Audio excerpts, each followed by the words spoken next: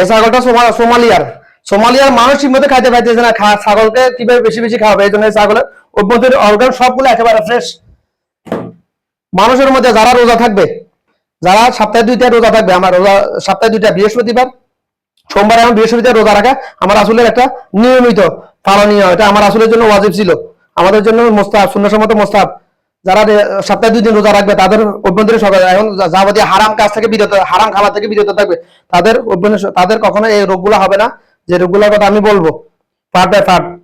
যারা যারা সপ্তাহে 2 দিন রোজা থাকবে এবং 2 থেকে 3টা হাদিস মানবে, খাবার গ্রহণের সুন্নাহসম্মত যে হাদিসগুলো আছে, তাদের হার্ট ব্লকেজ হবে না, কোলেস্ট্রল হবে না, ডায়াবেটিস হবে না।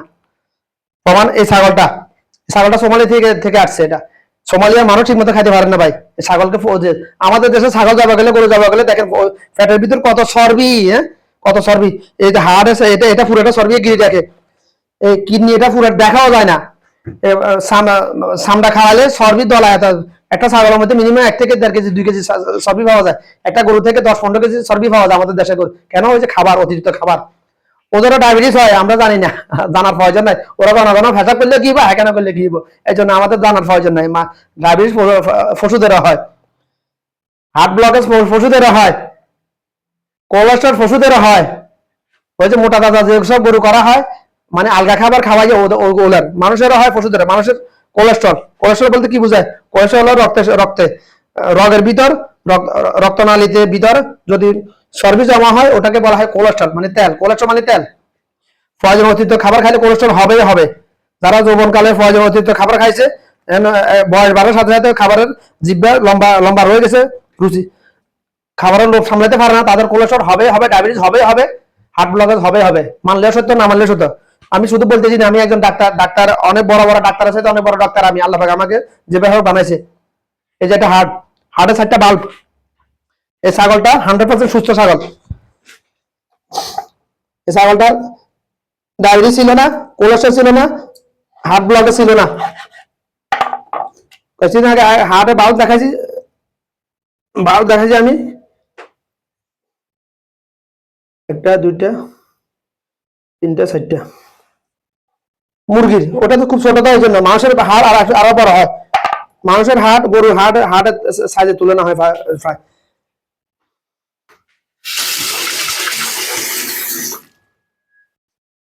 এই ছাগলটা 100% সুস্থ, এটার কোনো কোলেস্ট্রল নাই, হার্ট ব্লকেজের কোনো সম্ভাবনা নাই। হার্ট ব্লকেজ কেন কাদের হয়, কিভাবে হয় আমি দেখা দিচ্ছি। এই হার্টের সাইডে বাল্ব, একটা বাল্ব,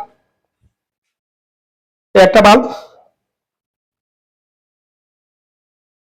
একটা বাল্ব, একটা বাল্ব, একটা বাল্ব, 4টা বাল্ব।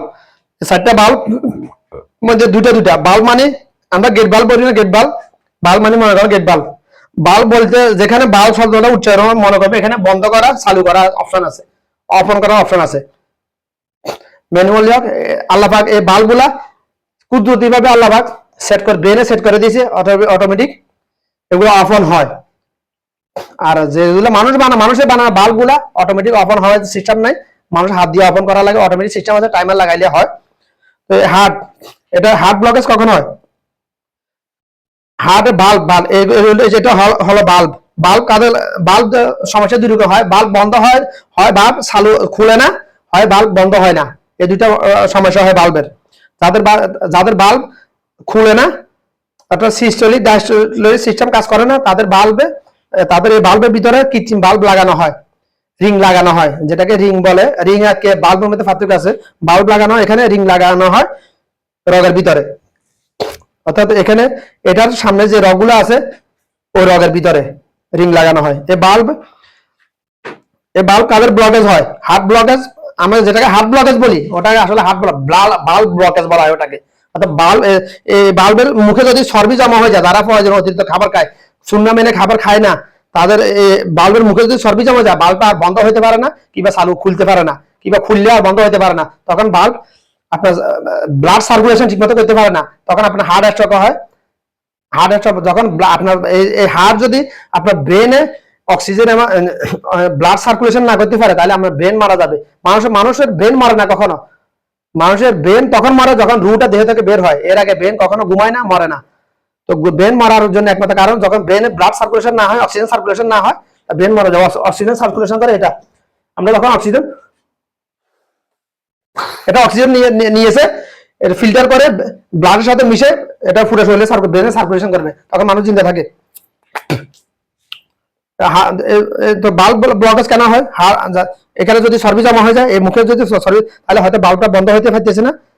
বাল্বটা বন্ধ না হইতে পারলে ওটা ব্লাড পাম্পকে প্রেশার ঠিক মতো করতে পারবে, তাদের ব্লাড প্রেশার কমে যাবে, বেড়ে যাবে। বাল্ব যদি অফ অন ঠিক মতো না হয় কৃত্রিম বা প্রাকৃতিক ভাবে, তাহলে ওটা তাদের ব্লাড প্রেশার হয় কমে যাবে, না হলে বেড়ে যাবে।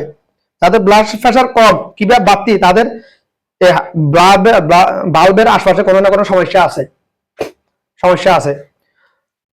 তো বাল্বের এত দাম না ভাই, 4-5 লাখ টাকা নেই, 7 লাখ টাকা নেই, হারামির বাচ্চারা লুটতেছে মানুষ। একটা বাল্বের দাম অল্প, এত বেশি না, সর্বোচ্চ 50,000 টাকা হতে পারে।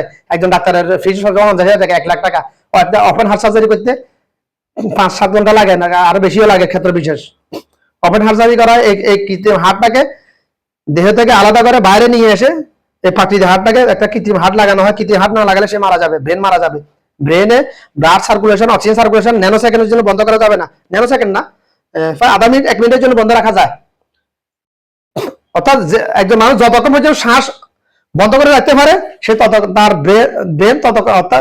ব্রেন ততক্ষণ ব্লাড সার্কুলেশন ছাড়া, অক্সিজেন ছাড়া বাঁচতে পারে। তো যেটা বুঝলাম, এটা সময় তো অনেক। তো এই যে কৃত্রিম হার্ট যদি না লাগায়, সে তার ব্রেন মারা গেলে মানুষ মৃত। কিন্তু রুহের ক্ষমতা নাই দেহ থেকে আল্লাহর হুকুম ছাড়া বের হবার। রু বের হয়ে যাবে, আপনি জোর দাবাসি রু তো বের হবেই আল্লাহর হুকুমে। আশা করি বুঝাইতে পেরেছি। একেবারে সুস্থ একটা হার্ট ব্লকেজ কাদের হয়? প্রস্টেট কাদের হয়?